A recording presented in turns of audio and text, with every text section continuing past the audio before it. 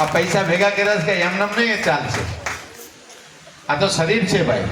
ન જાણ્યું જાનકી નાથે સવારે શું થવાનું છે, હે કોઈને ખબર નથી વાલા. આજે અહીંયા પ્રવચન કર્યું છે, કદાચ રામ રામ સત્ય થઈ જાય, હે તો જવાબદારી તમારી થઈ જાય છે બધી.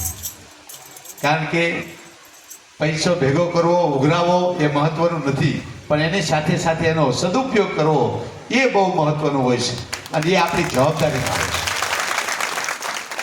આપણે અત્યારે જે કાંઈ કરી રહ્યા છીએ, શ્રી લંબે હનુમાન તપોવન સેવા આશ્રમ ટ્રસ્ટ દ્વારા જેટલી પ્રવૃત્તિઓ ચાલી રહી છે, જનજાગરણની, શક્તિ નારી જાગરણની, માતાઓને બહેનોને સારું શિક્ષણ આપવું, સારો સંસ્કાર આપવા.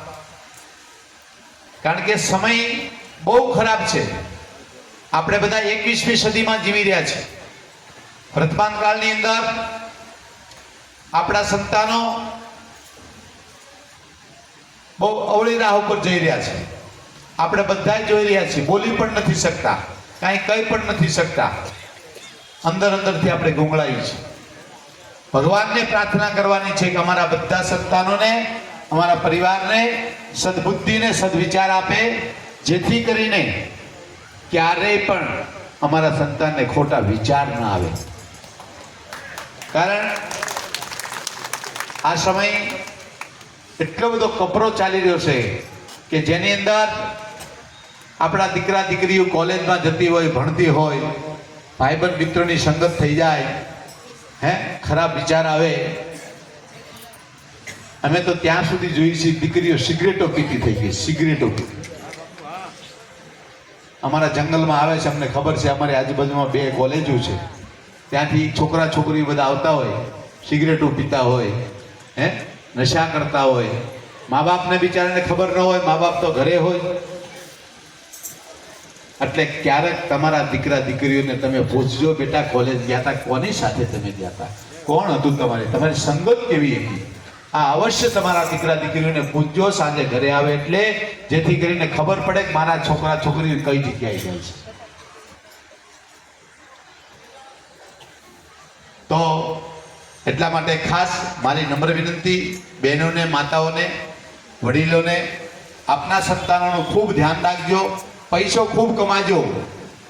આ યુગમાં પૈસો કમાવાનો યુગ છે.